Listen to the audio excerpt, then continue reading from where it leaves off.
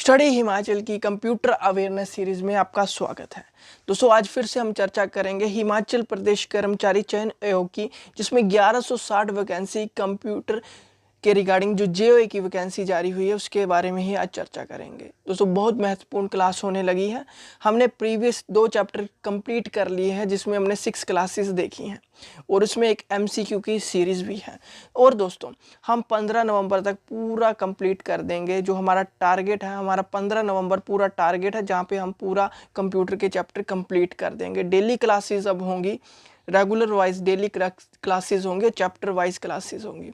ये भी महत्वपूर्ण क्लास है, जरूर देखिए। जितना भी आज तक पढ़ाया है उसका सभी का ये निचोड़ है। कितना आपको आता है, कितना आपने पढ़ा है, ध्यान से चलो देखते हैं। उससे पहले आप हमारी वेबसाइट पे डेली क्विज़ लगा सकते हैं, हमें व्हाट्सएप कर सकते हैं नोट्स के रिगार्डिंग, और हमारे चैनल को सब्सक्राइब कर सकते हैं। दोस्तों पहला ही प्रश्न बहुत महत्वपूर्ण है एग्जाम पॉइंट ऑफ व्यू से। Who is the father of computer? जो सुपर कंप्यूटर के जनक किसे कहा जाता है? Who is the father of super computer? दोस्तों इसके आपको 3 सेकंड मिलेंगे, आप सोचिए क्या इसका आंसर होगा। 1, 2 एंड 3। दोस्तों इसका आंसर है साइमूर क्रे, जो फादर ऑफ सुपर कंप्यूटर माने जाते हैं। सुपर कंप्यूटर के जनक किन्हें माना जाता है? फादर ऑफ साइमूर क्रे, जिनका पूरा नाम था साइमूर रोगर क्रे। ठीक है, इसमें रोगर क्रे भी आता है। साइमूर रोगर क्रे इनका पूरा नाम था। ये एक इलेक्ट्रिकल इंजीनियर थे। क्या थे? एक इलेक्ट्रिकल इंजीनियर थे, और ये एक यूएसए के रहने वाले थे। कहाँ के थे? यूएसए के रहने वाले थे। ये भी आपको याद रखना है।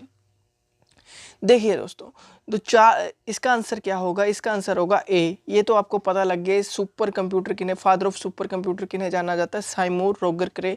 ए आंसर होगा। बट आपको ये भी पता होना चाहिए चार्ल्स बेबेज कौन थे। दोस्तों चार्ल्स बेबेज थे, इन्हें जाना जाता है फादर ऑफ कंप्यूटर के रूप में जाना जाता है। इन्होंने 2 आविष्कार किए थे। एक तो इन्हें एनालिटिकल इंजन के लिए जाना जाता है, और एक जाना जाता है डिफरेंस इंजन के लिए इन्हें जाना जाता है। 2 तरह के मैंने पढ़ाए हैं पीछे, आप देख सकते हैं हिस्ट्री ऑफ कंप्यूटर में। और ये लंदन के रहने वाले थे। ठीक है, लंदन के रहने वाले थे, ये भी याद रखना है। और दोस्तों जो वेनेवर बुश थे, ठीक है, वेनेवर बुश थे, ये भी मैंने आपको बताया था, ये डिफरेंस एनालाइजर के लिए जाने जाते हैं। इन्होंने जो आविष्कार किया है वो है डिफरेंस एनालाइजर। डिफरेंस एनालाइजर, ठीक है। और ये थे जो इन्होंने ये 1930 में किया था। जो इन्वेंशन यूएसए के ही रहने वाले थे। और इस जो कंप्यूटर की खासियत थी, ये 25 कैलकुलेशन, जो 25 कैलकुलेशन थी पर मिनट में कर सकता था, डिफरेंट तरह की। ठीक है, इसमें यूज़ होते थे जो वेनोवर बुश ने किया था डिफरेंस एनालाइजर का इन्वेंशन। इसमें वैक्यूम ट्यूब का भी यूज़ होने लगा था, और यहाँ से ही फर्स्ट जनरेशन की शुरुआत हो चुकी थी। डिफरेंस एनालाइजर से ही जो फर्स्ट जनरेशन ऑफ कंप्यूटर की क्या हो चुकी थी, शुरुआत हो चुकी थी। और ये 1930 में इसकी इन्वेंशन हुई थी। ठीक है, जो चार्ल्स बेबेज ने की थी इन्वेंशन, वो कौन कौन सी थी मैंने बताया आपको। एक तो एनालिटिकल इंजन, जिसकी इन्वेंशन हुई थी लगभग 1830 और 37 के बीच में। ठीक है, डिफरेंट हो सकता है बुक्स में। और जो डिफरेंस इंजन की थी वो 1820 में चार्ल्स बेबेज ने की थी। बट जो फादर ऑफ सुपर कंप्यूटर है, इसका आंसर है साइमूर क्रे, पहला इसका आंसर होगा। दोस्तों सेकंड क्वेश्चन है, जो speed of Indian fastest super computer, जो भारत का फास्टेस्ट सुपर कंप्यूटर है, उसकी स्पीड कितनी है? ये भी आपको पता होना चाहिए, बहुत महत्वपूर्ण है, करंटली बेहद महत्वपूर्ण क्वेश्चन है। और कौन सा सुपर कंप्यूटर है उसके बारे में भी चर्चा करते हैं। इसके भी आपको 3 सेकंड मिलते हैं। Speed of Indian fastest super computer, Bharat के सबसे तेज सुपर कंप्यूटर की गति क्या है?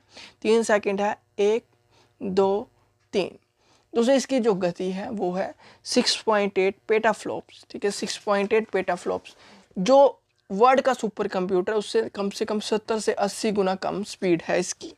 ठीक है, जो भारत का सुपर कंप्यूटर है, ये भी आपको याद रखना है। और जो भारत का सुपर कंप्यूटर है, जो लेटेस्ट है, वो है प्रत्यूष एंड महीर, ये मैंने बात की है पहले भी।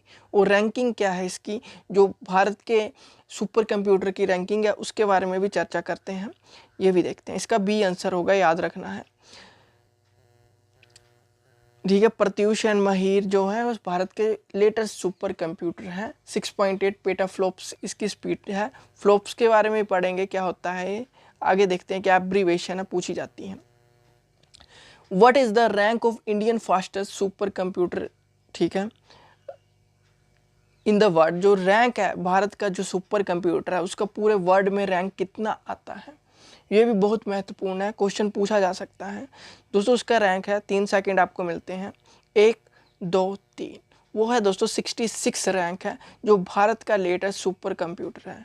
बहुत पीछे है पूरे वर्ल्ड में, 66 थोड़ा पीछे है, ठीक है, याद रखना। पर जो हमारे साइंटिस्ट हैं, ठीक है, जो प्रोग्रामर है वो वर्क कर रहे हैं इस पर। आगे देखते हैं, याद रखना 66 रैंक है। What is the speed of world fastest super computer, दुनिया की सबसे तेज सुपर कंप्यूटर की गति क्या है। दोस्तों जो दुनिया का सबसे तेज सुपर कंप्यूटर है वो है, आपको मैंने पहले भी बताया था, फुजित्सु फुकाऊ। क्या नाम है, देखिए, फुजित्सु फुगाऊ, फुगाकू, ठीक है, फुगाकू, याद रखना है, ऐसे ही है, कुछ प्रोनाउंस कर लेना आप। दूसरी जो इसकी स्पीड है, आपने 3 सेकंड तो ले लिए होंगे, इसकी स्पीड है 415 पेटा फ्लॉप्स है। देखिए भारत की थी 6.8 मैंने बताई थी, है ना। भारत की जो सुपर कंप्यूटर की लेटेस्ट की स्पीड है, जो वर्ल्ड की है, उसकी है 415 पेटा फ्लॉप्स। कहाँ का है ये, जापान का है, लेटेस्ट ही है, 2020 में ही इसकी इन्वेंशन हुई है। और ये किसके रिगार्डिंग बनाया गया था, ठीक है, ये फॉर फाइटिंग विद कोविड-19, जिससे फाइट करने के लिए इसका इन्वेंशन हुआ था। कोविड-19 से फाइट करने के लिए इसका जो, ठीक है, आविष्कार किया गया था, उसके लिए ये यूज़ भी हो रहा है। आगे देखते हैं, ये लिखा हुआ है मैंने, ठीक है, फॉर फाइटिंग विद कोविड-19 एंड फुजित्सु फुकाओ जापान के रहने वाले थे। 2020 लेटेस्ट है ये, याद रखना है। अगला है speed of super computer measured in, जो स्पीड ऑफ सुपर कंप्यूटर है मेजर्ड किस में की जाती है। दोस्तों स्पीड ऑफ सुपर कंप्यूटर की, ये मैंने प्रीवियस क्लासेस में भी पढ़ाया, 3 सेकंड फिर से आपको दे दिए जाते हैं, 1 2 3, वो है दोस्तों फ्लोटिंग पॉइंट इंस्ट्रक्शन पर सेकंड में जो स्पीड है सुपर कंप्यूटर की मापी जाती है, जो एक बहुत तेज स्पीड होती है, इसके थ्रू ही मापी जाती है, आपको याद रखना है। अगला दोस्तों देखिए, speed of hard disk is measured in, जो स्पीड ऑफ हार्ड डिस्क है किसके थ्रू मेजर की जाती है। देखिए दोस्तों, स्पीड ऑफ हार्ड डिस्क है वो मेजर की जाती है, मैंने प्रीवियस वीडियो में ही मैं चर्चा की है, डिस्क्रिप्शन में सभी के लिंक होंगे या प्लेलिस्ट बनी हुई है, वहाँ पे भी आप चेक कर सकते हैं।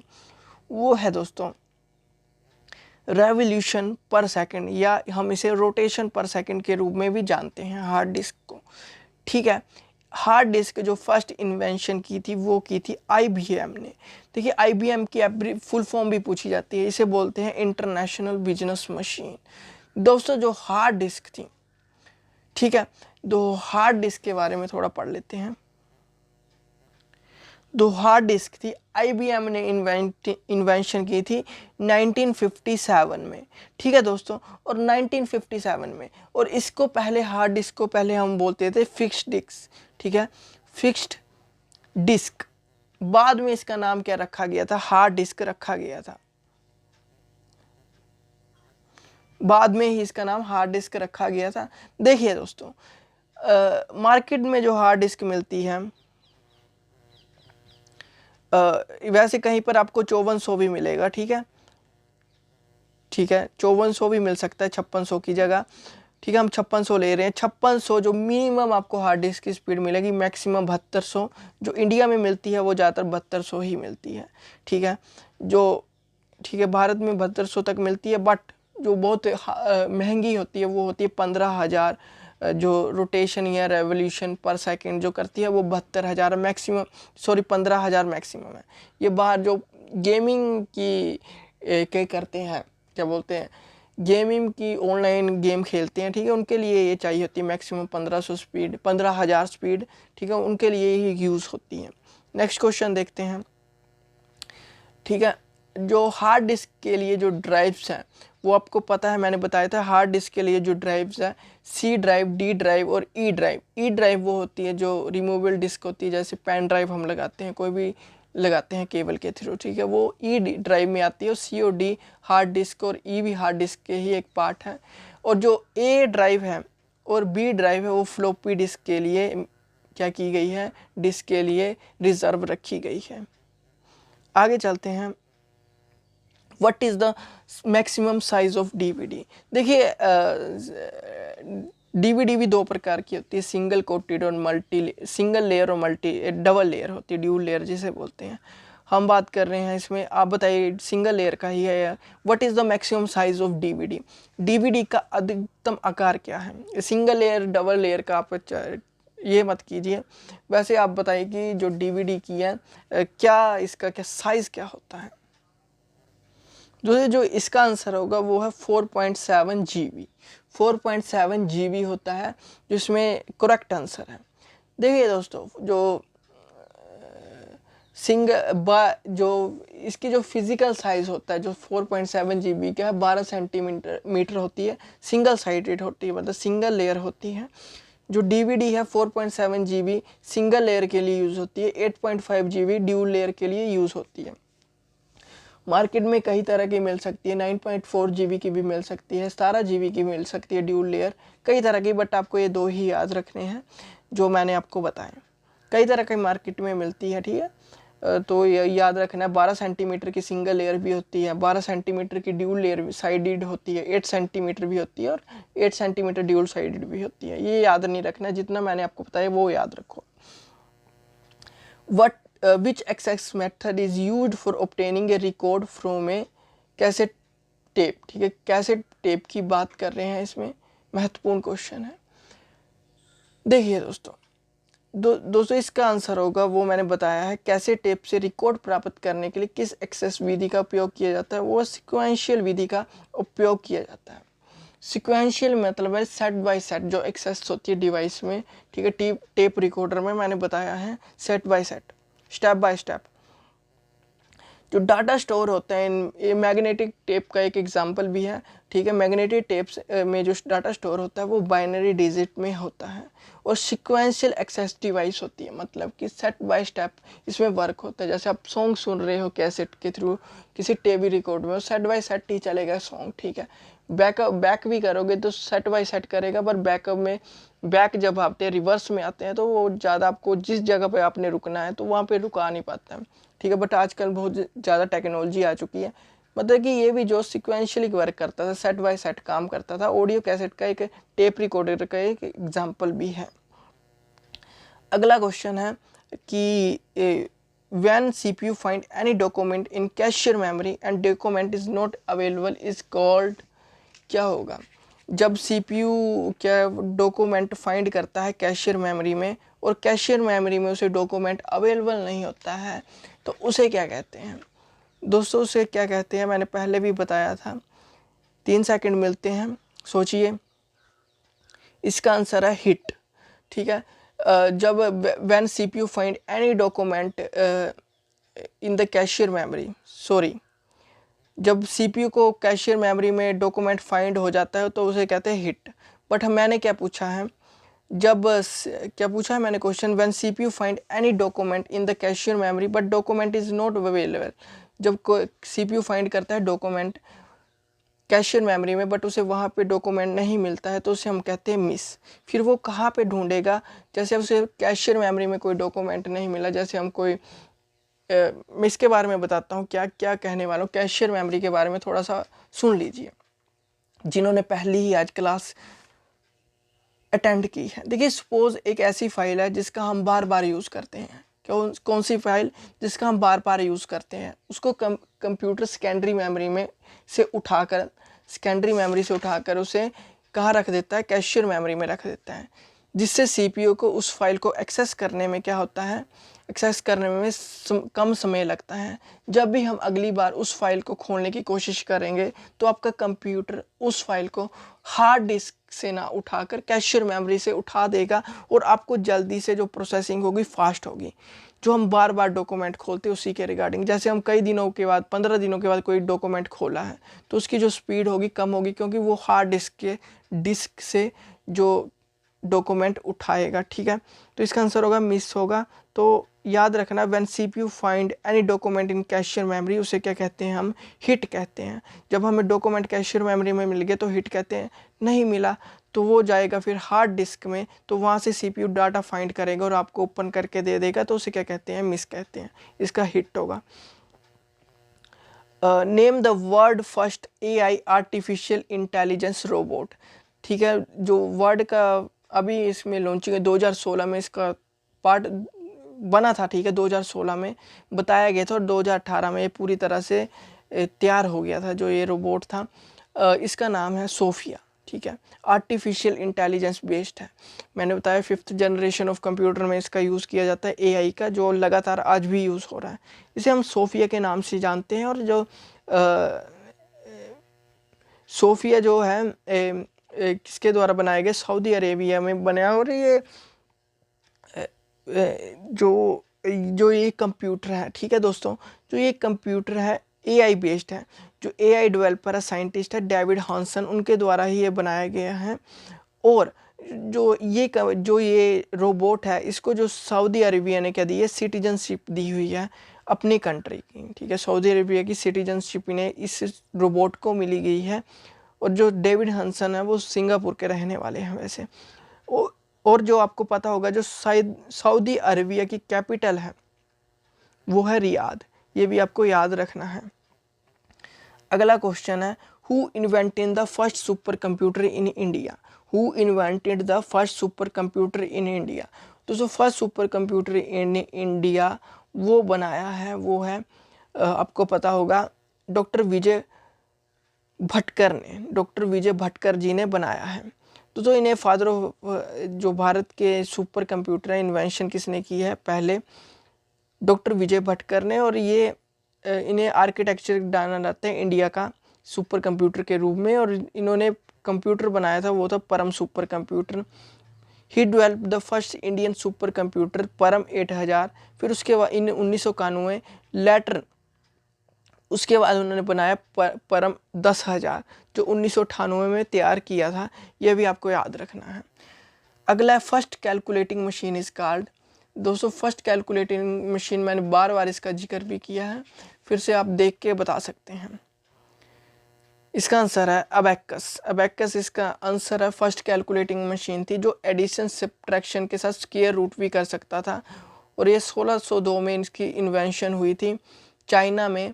और ये मैनुअल वर्क करता था, मतलब कि ये वर्क मैनुअल करता था, मतलब कि मैन मेड था, ह्यूमन के थ्रू एक वर्क करता था। कोई इसमें ऐसी मशीनरी नहीं थी जो मशीनरी के थ्रू चलता था, मैनुअल हाथ से ये वर्क करता है। नेपियर बोन्स भी बताया है कि इसमें 9 तरह की आइवरी स्ट्रिप्स और बोन्स होती थी और वे मल्टीप्लाई और डिवाइड करने का काम करता था। और इसमें ही नेपियर बोन में ही डेसिमल पॉइंट की शुरुआत हुई थी। First machine to use decimal point वो नेपियर बोन में थी।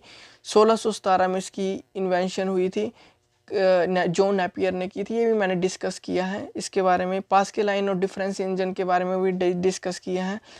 जो पास्कल लाइन थी वो थी first mechanical and automatic calculator था। ठीक है, ये याद रखना। वुडन बॉक्स होता था, मैंने बताया था इसमें, जिसमें गियर्स और व्हील्स होते थे। इसमें व्हील्स को घुमाकर क्या होता था, नंबर जनरेट होते थे। पास्कलिन में, जिसे ब्लेस पास्कल ने बनाया था 1642 में। डिफरेंस इंजन की भी बात की थी चार्ल्स बेबेज जी ने इसका, जिसे हम फादर ऑफ कंप्यूटर भी जानते हैं। ठीक है, इन्होंने इसका शुरुआत की थी। लॉग टेबल के लिए इसमें ज़्यादातर इसका यूज़ होने लगा। और सिंपल कैलकुलेशन इजी कर लिया करता था। जो एल्गोरिथम होता है टेबल का, उसकी जो कैलकुलेशन है ये मशीन उसके लिए डिज़ाइन की गई थी। डिफरेंस इंजन की बात कर रहा हूँ। और 1820 में इसकी शुरुआत हो गई थी इस कंप्यूटर की, डिफरेंस इंजन की। बट इसका आंसर अबैकस है, याद रखना है। अगला है which type of computer are used in hospital like ECG and dialysis. इसकी मैंने पहले भी शुरुआत में बताया था कि हाइब्रिड कंप्यूटर है, कम्बिनेशन है डिजिटल और एनालॉग कंप्यूटर का, जो मैंने बार बार चर्चा भी की है अपने सेशन में। दोस्तों जो डिजिटल कंप्यूटर है वो करता है डिस्क्रीट फॉर्म में, 0 और 1 के फॉर्म में क्या करता है, वर्क करता है, परफॉर्म करता है, ये भी याद रखना है। और एक याद रखना, जो एनालॉग कंप्यूटर है वो है पल्सेस के फॉर्म में, कंटिन्यूस पल्सेस के फॉर्म में काम करता है इस तरह से, ठीक है, याद रखना है। जो डिजिटल कंप्यूटर है वो इस तरह से करता है काम, ये भी मैंने बताया है वीडियो में। हाइब्रिड जो है बोथ के कम्बिनेशन से बनता है, ईसीजी मशीन इसका बेस्ट एग्जांपल है जो मैंने चर्चा की है वीडियो में। अगला है कि who develop the integrated circuit, ठीक है, आईसीस के बारे में इसमें पूछा गया है। इंटीग्रेटेड सर्किट का किसने इन्वेंशन की है, डेवलप की है, आपको पता होगा, सोचिए 2-4 मिनट।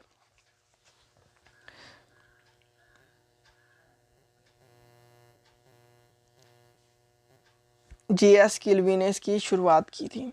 और ये थर्ड जनरेशन ऑफ कंप्यूटर में इंटीग्रेटेड सर्किट का भी यूज़ होने लगा था 1964 से लेके 1975 तक। जो थर्ड जनरेशन ऑफ कंप्यूटर का यूज़ किया गया, डिफरेंट हो सकता है, कहीं पे 1964 से लेके 1971 भी हो सकता है, अलग अलग बुक्स में अलग अलग हो सकता है। और मैग्नेटिक डिस्क का भी थर्ड जनरेशन ऑफ कंप्यूटर में यूज़ होने लगा था, जो स्टोरेज डिवाइस के रूप में। हाई लेवल लैंग्वेज जैसे पास्कल और बेसिक भी यूज़ होने लगी थी इसका थर्ड जनरेशन में। और मॉनिटर एंड कीबोर्ड का भी यूज़ होने लगा था इनपुट एंड आउटपुट के लिए। आगे चलते हैं दोस्तों, आज के लिए इतना ही है। Thank you and have a nice day. आपको वीडियो पसंद आई तो चैनल को सब्सक्राइब करें, शेयर करें, और डेली क्लासेस के लिए ज़रूर हमारे चैनल को सब्सक्राइब करें, और ज़रूर वीडियो को भी शेयर करें, और कमेंट सेक्शन में अपने मार्क्स ज़रूर बताएं। Thank you and have a nice day. Bye bye, God bless you all.